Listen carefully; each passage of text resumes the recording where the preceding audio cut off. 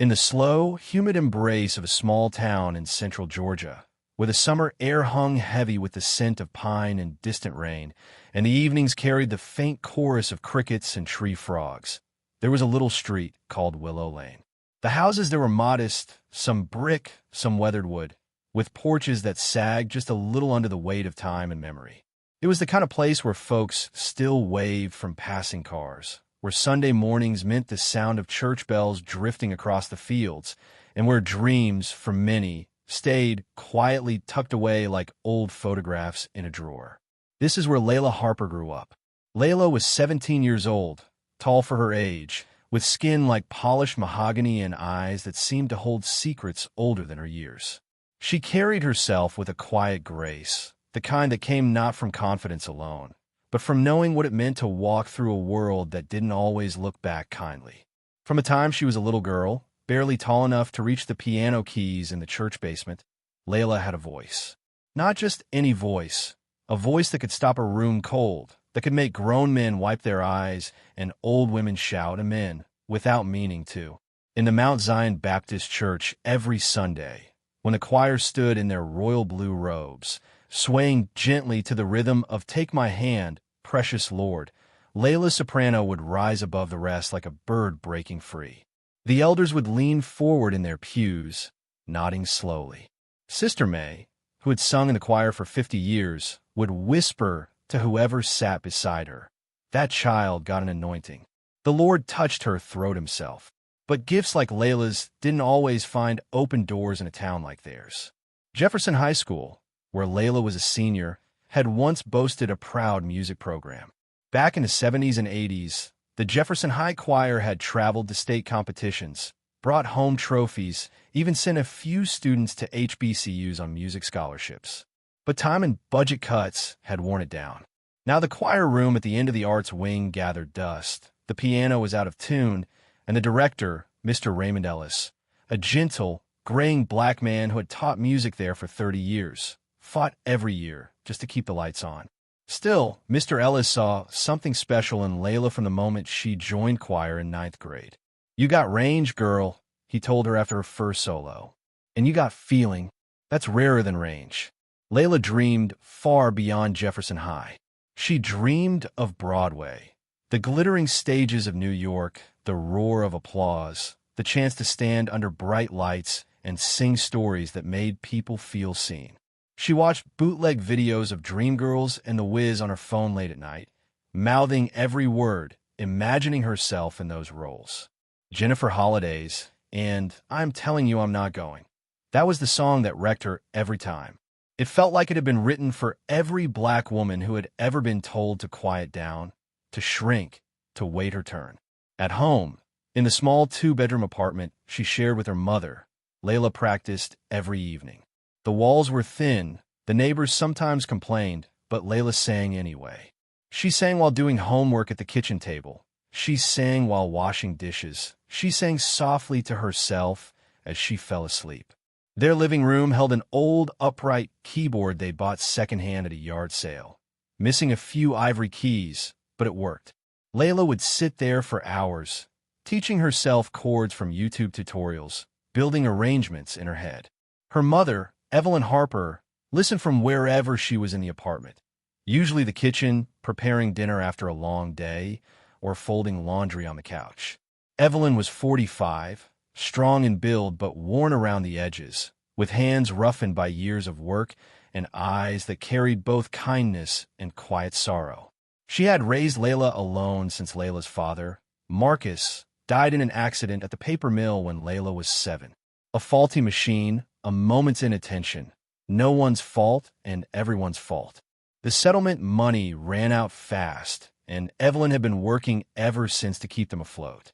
By day, Evelyn was a home health aide, caring for elderly patients in their homes. By late afternoon and evening, she cleaned houses on Magnolia Hill, the wealthier part of town where the old plantation-style homes stood behind manicured hedges. Those families paid better, but they expected perfection. Evelyn left before sunrise and often didn't return until after dark, her uniform wrinkled, her feet aching inside worn sneakers.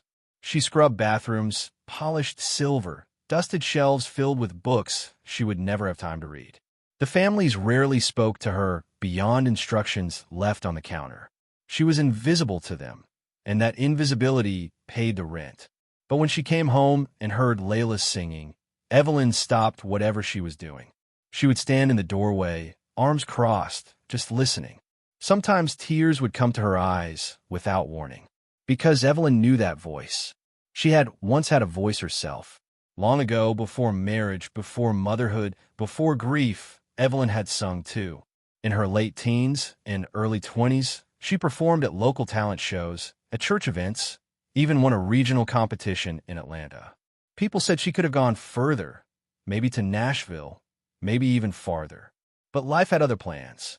An unexpected pregnancy, a hasty marriage, bills that never stopped coming. After Marcus died, singing became a memory she tucked away like an old dress too beautiful to wear for scrubbing floors.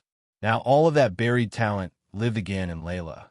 "You keep singing like that, baby," Evelyn would tell her, voice soft with exhaustion and pride, "and the world gonna have to listen.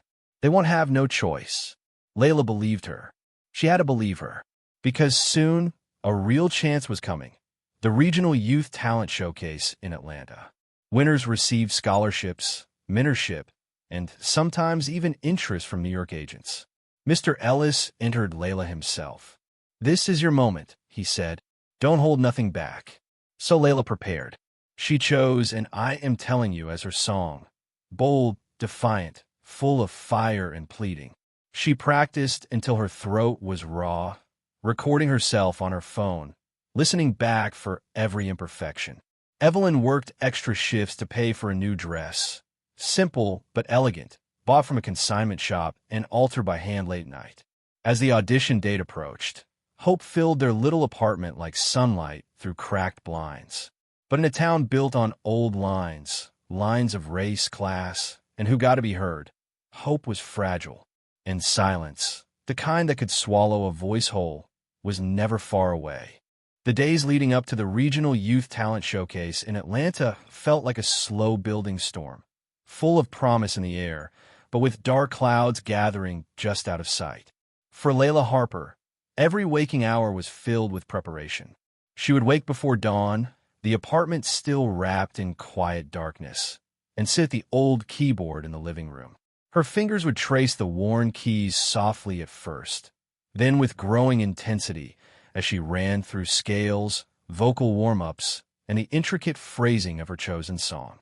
And "I Am Telling You I'm Not Going." It wasn't just a song to Laila, it was a declaration. Every time she sang it, she felt the words deep in her bones. The refusal to be dismissed, the raw plea to be seen and heard. She had watched Jennifer Holliday's original performance countless times, studying the way she poured every ounce of pain and power into the notes. Laila wanted to do the same, to make the audience feel something they couldn't ignore. At school, Mr. Ellis worked her harder than ever. The choir room, with its faded posters of past performances and rows of empty chairs, became her second home. After classes ended, Laila stayed late, running the song over and over while Mr. Ellis accompanied her on the out-of-tune piano. "Feel it in your gut, Laila," he would say, his voice gentle but firm. "Don't just sing the notes, tell the story. Broadway ain't about pretty. It's about truth." Mr. Ellis knew truth when he heard it. He had been teaching music in this town for decades, watching generations of talented black students come and go. Some made it out, college choirs, church soloists, a few even to professional gospel tours. But too many others faded away, their gifts buried under the weight of bills, doubt, or doors that never quite opened for them.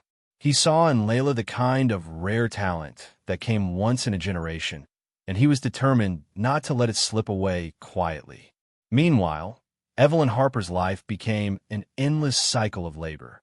To make sure Laila had everything she needed, gas money for the trip to Atlanta, a decent pair of shoes to go with the dress, even a few private coaching sessions with a retired voice teacher from the church, Evelyn took on more work than ever.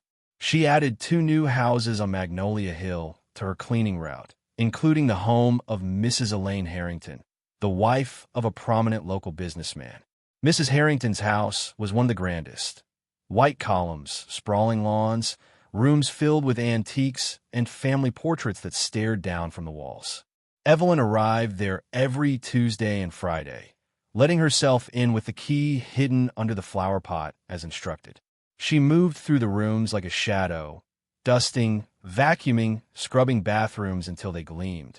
Mrs. Harrington rarely spoke to her directly, leaving detailed notes on the kitchen island. Please pay special attention to the crystal chandelier, or the baseboards in the dining room need hand wiping. Evelyn followed every instruction without complaint, her hands moving with practiced efficiency even as her body protested. But there were moments when the weight of it all pressed in. One afternoon, while polishing the grand piano in the Harringtons' formal living room, a piano that likely cost more than Evelyn made in a year, she paused. Her reflection stared back at her from the glossy black surface. Tired eyes, lines etched deeper around her mouth, gray hair she no longer bothered to dye. For just a second, she placed her rough fingers on the keys and pressed down softly. A single note rang out, clear and pure. She closed her eyes, remembering.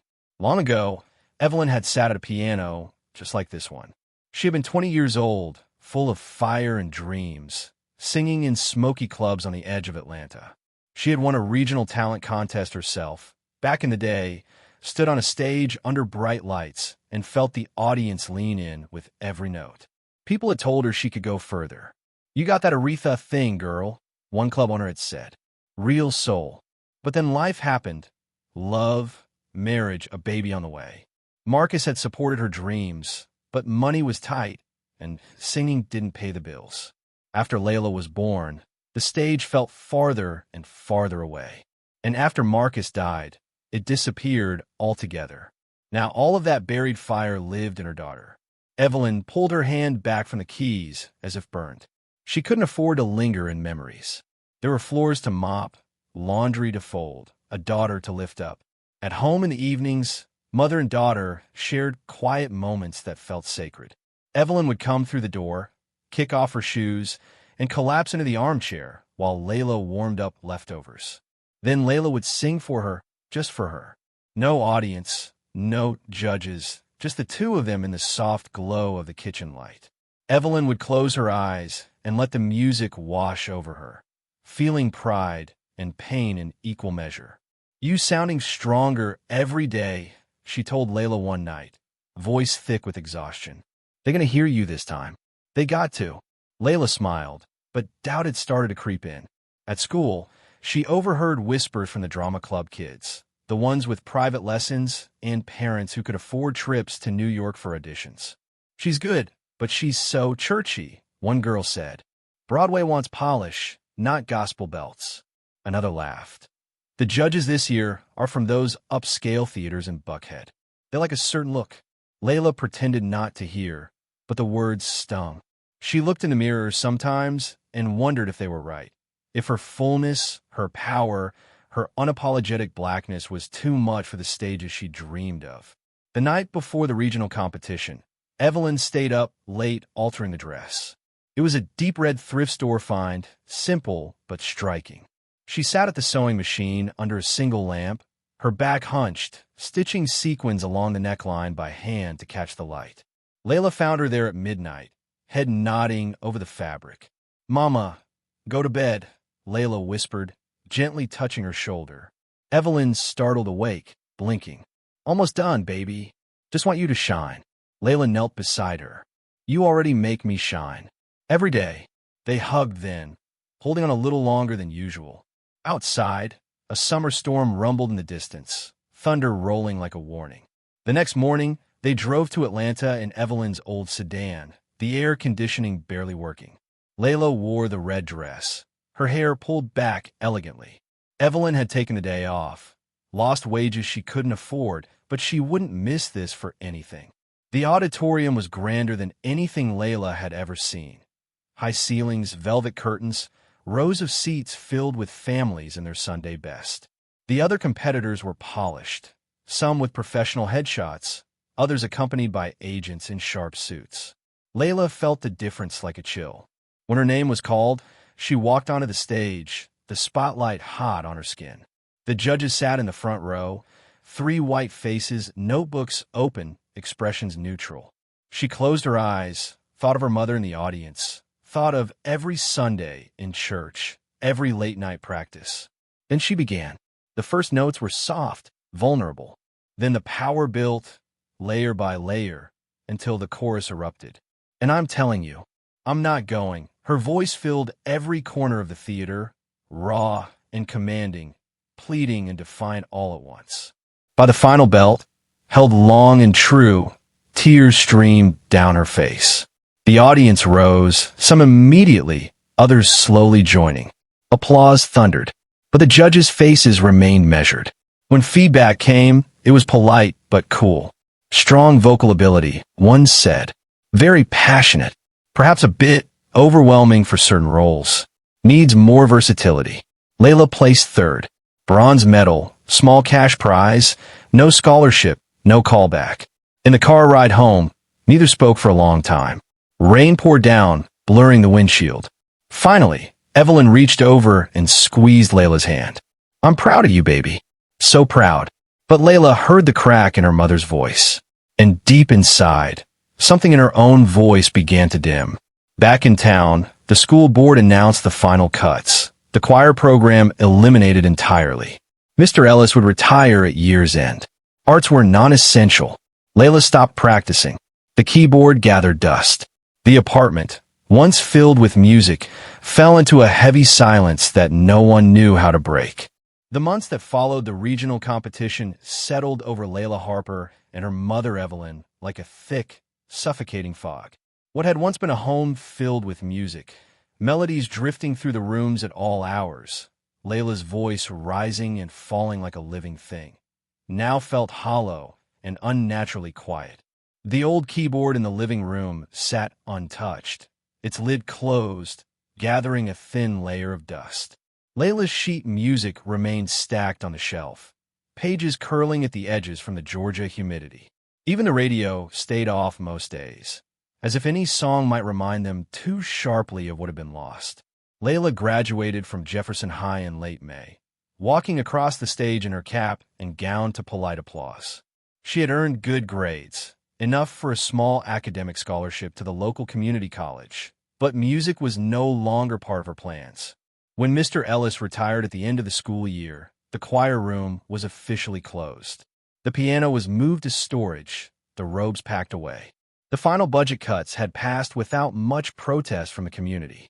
Times are tight, people said. Priorities have to shift. Arts, especially in a school where many students came from struggling families, were always the first to go.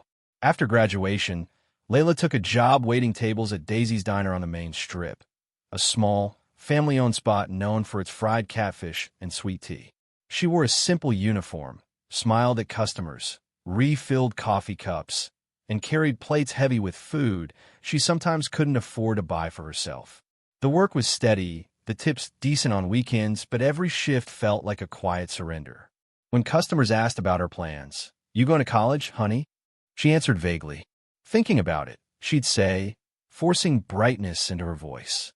Inside, the dream of Broadway felt like a childish fantasy she had outgrown. Evelyn watched all of this with a pain deeper than words. She saw the light dim in her daughter's eyes, saw the way Laila moved through their apartment like a ghost, polite, helpful, but distant. Evelyn kept working her routes, cleaning the big houses on Magnolia Hill, caring for her elderly patients. Her body protested more each day, knees that ached climbing stairs, hands swollen from harsh cleaners, a persistent cough she blamed on dust. She skipped her own doctor visits to save money, took over-the-counter pain pills, and pushed through, because giving up wasn't in her nature. But there were nights when the weight nearly crushed her. After a 14-hour day, she would sit at the kitchen table long after Laila had gone to bed, staring at the unpaid bills stacked neatly in a folder. Electric, water, rent, medical copays from Laila's childhood asthma. And always in the back of her mind, the memory of that Atlanta stage, Laila pouring her heart out, only to be told she was too much. One Tuesday afternoon, while cleaning the Harrington home, Evelyn found something that stirred the embers of her anger. In the trash bin of the home office, lined with a fresh white bag, as always, she spotted a crumpled program from the Regional Youth Talent Showcase. Mrs. Harrington's daughter had competed in a different category and won first place. Evelyn shouldn't have looked, but she did. She smoothed out the program on the counter, careful not to leave fingerprints. Inside were the judge's notes, scribbled in the margins. Excellent control, perfect diction, polished and professional. For Laila's name, third place, the notes were brief, strong vocals, passionate delivery, perhaps overwhelming for mainstream audiences. Consider toning down intensity. Evelyn's hands trembled as she read it. Toning down intensity. She knew exactly what that meant. It wasn't about the music. It was about everything else, everything they couldn't say out loud in polite company. That evening, after finishing her shift, Evelyn stopped at the library on her way home. She used one of the public computers, slow but free, and searched for the competition online. Parents had uploaded videos to private groups and social media. She found Laila's performance easily. The view count was in the thousands. The comments poured in, "This girl is incredible. Why didn't she win? Pure talent. Gave me chills. Broadway needs voices like this." Evelyn saved every link, every screenshot. Something long buried inside her began to stir. Not just grief, but resolve. Over the next weeks, the town buzzed with news of a public school board meeting. The final vote on eliminating all remaining arts funding was scheduled, and community input was welcome. Most people expected it to be a formality. But Evelyn saw an opportunity. She began preparing quietly. She printed the screenshots, downloaded the videos onto a USB drive borrowed from church friend.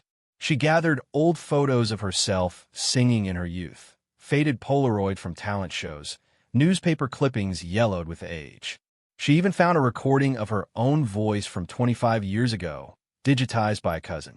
And she wrote down her thoughts, page after page, late into the night while Laila slept. One evening, she sat Laila down at the kitchen table. "Baby," she said, voice steady but eyes fierce, "I need you to come with me to that school board meeting next week." Laila frowned. "Mama, what for?" "It's over. Choir's gone. Everything's gone." Evelyn reached across the table and took her daughter's hand. "It ain't over till we say it is. I got something to show them. Something they can't ignore." Laila searched her mother's face and saw something she hadn't seen in months. Fire. Real fire. She nodded slowly. "Okay, Mama. I'll go." The night before the meeting, Evelyn couldn't sleep. She sat in the living room, the USB drive in her lap, rehearsing what she would say. Memories flooded back. Her own stage moments, the applause that once filled her with hope, the slow closing of doors as life demanded survival over dreams. She thought of all the black mothers before her who had scrubbed floors, cooked meals, worked nights so their children could have a chance at what they themselves were denied. She thought of Sister May at church, who always said, "The Lord don't give you a voice to keep it silent." By dawn, Evelyn was ready. The meeting was held in the Jefferson High auditorium, the same stage where Laila had first auditioned for regionals. The room filled slowly. School board members at the long table up front, the superintendent in a suit, a few teachers, parents scattered in the seats. The regional judges had even been invited as special guests to speak on the value of arts partnerships. When the floor opened for public comment, hands went up hesitantly. A few spoke in favor of keeping some music classes. Others shrugged, budget realities. Then Evelyn stood. She was dressed in her cleanest outfit, a simple navy dress she wore to church on special Sundays. Her hair was pulled back neatly, her posture straight despite the ache in her back. She walked to the microphone at the front, carrying a folder and the USB drive. The room quieted. Many recognized her, the quiet cleaning lady from Magnolia Hill, the mother of that singing girl. Evelyn looked out at the faces, some curious, some indifferent, a few uncomfortable. "My name is Evelyn Harper," she began, voice clear and strong. "I clean houses in this town. I've cleaned some of yours. I scrub your floors, wash your dishes, dust your shelves. Y'all don't always see me, but I see you. And today, I need y'all to see me. And hear my daughter." She plugged the USB into the projector system a teacher helped set up. The screen lit up. And then Layla's voice filled the auditorium. Raw, powerful, undeniable. The auditorium at Jefferson High fell into a stunned hush as Layla's voice boomed through the speakers. It was the full performance from the regional competition, the one that had earned only third place and polite dismissal. But here, in this room, removed from the polished expectations of Atlanta's upscale theater crowd, the impact was undeniable. Note by note, Layla's rendition of, and I'm telling you, I'm not going, filled every corner. The raw vulnerability in the opening verses gave way to the building fire, the pleading, the outright defiance. When she hit the soaring climax, "You're gonna love me," her voice cracked with emotion that felt as fresh and painful as the day she sang it. Several people in the audience audibly gasped. A few wiped their eyes. Even the school board members shifted in their seats, unable to look away from the screen where the video played. Layla center stage in her red dress, arms outstretched, face shining with tears and determination. When the final note faded and the applause on the recording thundered, Evelyn let the silence linger for a long moment. Then she clicked to the next slide, screenshots of online comments. Hundreds of them. "This girl should have one." Gave me chills from start to finish. "Broadway is sleeping on this talent. Why third place? This is criminal." She let them scroll slowly, one after another, the words stacking up like evidence in a courtroom. Then Evelyn turned off the projector and faced the room directly. Her voice, when she spoke again, was calm but carried the weight of years. Years of scrubbing floors, of swallowing pride, of watching dreams slip away. "Y'all just heard my daughter sing," she said. "Not for a prize, not for applause. She sang her truth. And 3 judges in Atlanta told her it was too much, too intense, too overwhelming." She paused, letting the words settle. "I know what that means. I've heard it all my life. Tone it down. Fit in better. Don't be so loud." But that loudness, that intensity, that's our soul. That's our story. That's what we carry from generations of folks who weren't allowed to speak at all. A murmur rippled through the black families in the audience. Nods of recognition, soft amens from the back. Evelyn opened her folder and pulled out the faded photographs. She held them up one by one. "This was me," she said, showing a picture of a young woman in her early 20s on a small stage, microphone in hand, smiling wide. "I won contests too. Sang in clubs, churches, anywhere they'd let me. People told me I had something special. But life got in the way. Bills, babies, grief, and doors that opened for others stayed shut for me." She laid the photos down gently. "I buried my voice so my daughter could have hers. I cleaned houses, some of yours, so she could take lessons by sheet music, have a dress that made her feel like a star.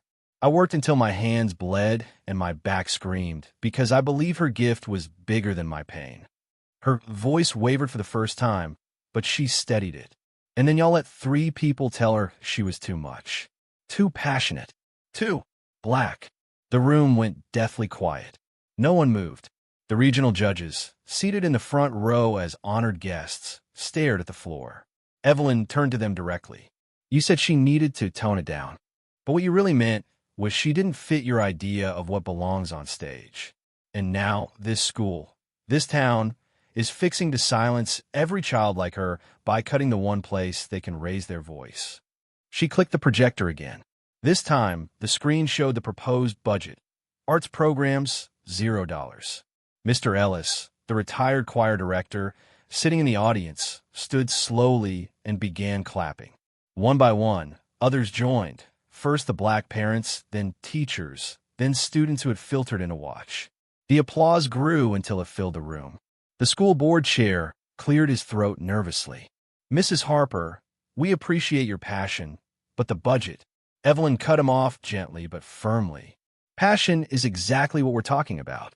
My daughter has it. Your students have it. And you're about to vote it out of existence." From the back of the room, Layla stood. She hadn't planned to speak. She had come only because her mother asked. But watching Evelyn, her quiet, exhausted mother, stand there and lay bare their whole lives, something broke open inside her. She walked down the aisle slowly, every eye following her.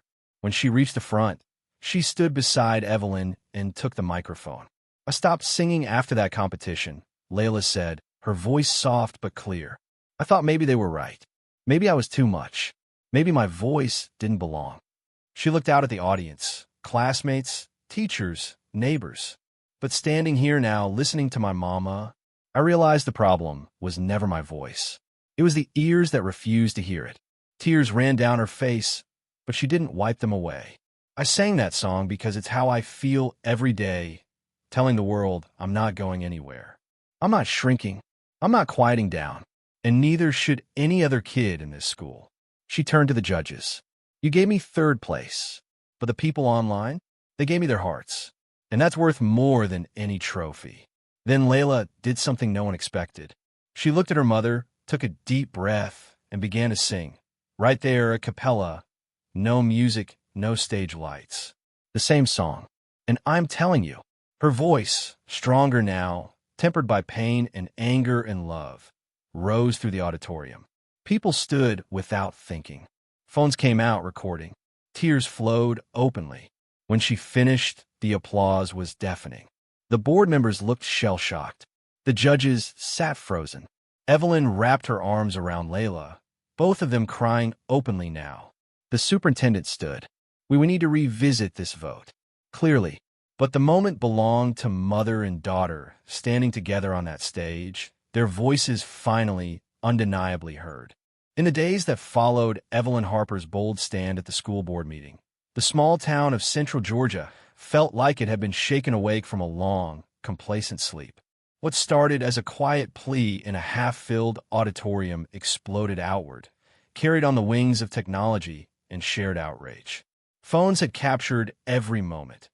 Evelyn's steady voice recounting her sacrifices, the projector screen glowing with Laila's powerful performance, the judge's uncomfortable silence, and finally, Laila's impromptu a cappella rendition that brought the room to its feet.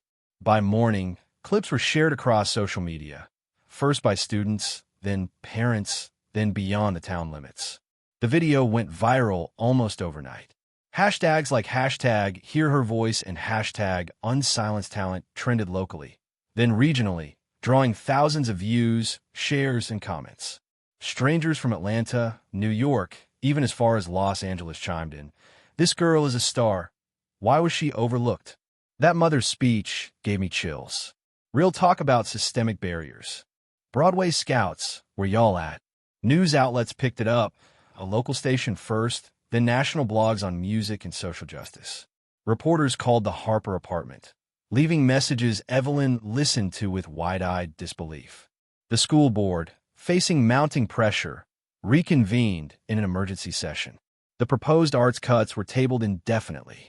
Instead, they announced a restoration of funding for the choir program, with Mr. Ellis invited back as a consultant. They even created a new equity initiative, scholarships for low-income students in the arts, mentorship programs, and bias training for judges in future competitions. The regional judges issued a public apology, admitting their feedback had been insensitive and promising to review their criteria. But the real triumph came for Laila. Talent scouts who saw the viral video reached out directly. A prestigious performing arts conservatory in New York offered her a full scholarship, tuition, room and board, even travel expenses. It wasn't just any program. It was one with direct ties to Broadway producers. Callbacks followed, auditions for off-Broadway shows, invitations to workshops. Laila, who had stopped singing just months before, found her voice again, not tentatively, but with a new fire forged from the hardship. Evelyn watched it all unfold with a mix of pride and quiet awe. Her health, strained for so long, began to improve as she cut back on shifts. Friends from church organized a small fundraiser to cover her medical bills, and for the first time in years, she allowed herself to rest. No more double shifts on Magnolia Hill. No more notes from Mrs. Harrington. Instead, Evelyn started singing again herself. In church, at home, softly at first, then with growing confidence. Laila would join her, their voices blending in harmony over dinner or while folding laundry, turning ordinary moments into something sacred. One evening, about a month after the meeting, mother and daughter sat on the porch of their apartment building. The sun was setting in a blaze of orange and pink, the air warm with the promise of summer. Crickets chirped in the grass, and distant laughter echoed from neighborhood kids playing tag. Evelyn held a cup of sweet tea, her hands steadier now, while Layla strummed lightly on a borrowed guitar, a gift from Mr. Ellis. "You did it, baby," Evelyn said softly, breaking the comfortable silence. "All those stages waiting for you now." Layla shook her head. "We did it, Mama. I wouldn't have sung again if you hadn't stood up there and told our story." Evelyn smiled, tears glistening. "I buried my dreams so you could chase yours. But seeing you brought mine back a little too." They talked late into the night, about Evelyn's youth, the club she sang in, the opportunities stolen by circumstance. Layla shared her fears from the competition, the doubt that had nearly silenced her forever. They cried, laughed, held each other. In that moment, the bond between them felt unbreakable, forged in sacrifice and now shining in victory. As Layla prepared to leave for New York, the town threw a send-off at Mount Zion Baptist Church. The pews were packed. Neighbors, teachers, even some families from Magnolia Hill who had seen the video and felt compelled to show up. Mr. Ellis led a special choir performance, with Layla as the soloist. When she finished, the applause was thunderous, but this time it felt earned, not just for her voice but for the journey. Evelyn stood at the front, beaming. Sister May pulled her aside afterward. "You raised a fighter, Evelyn, and you fought too. The Lord uses voices like y'all's to change things." In New York, Layla thrived. The conservatory was challenging. Long rehearsals, critical feedback, the hustle of the city. But she carried her mother's strength with her. She landed a small role in an off-Broadway musical her first year, her name in the program Under Bright Lights. Reviews praised her. A voice full of soul and fire, raw talent that demands attention. Back home, Evelyn started a small community choir at the church, teaching young Black kids the songs that had carried her through hard times. She shared her story often, encouraging parents to fight for their children's dreams. The Harper legacy became a quiet legend in town, a reminder that silence could be broken, that one voice, lifted by love, could echo far and wide. Years later, when Layla stood on a Broadway stage for her debut lead role, she dedicated the performance to her mother. Evelyn sat in the audience, flown up special for the night, tears streaming as the curtain rose. The applause at the end was for Layla, but in Evelyn's heart, it was for both of them, for every scrubbed floor, every buried dream, every defiant note. And in that echo of triumph, they knew no stage was too big, no voice too loud, when rooted in the unyielding power of a mother's sacrifice and a daughter's resilience.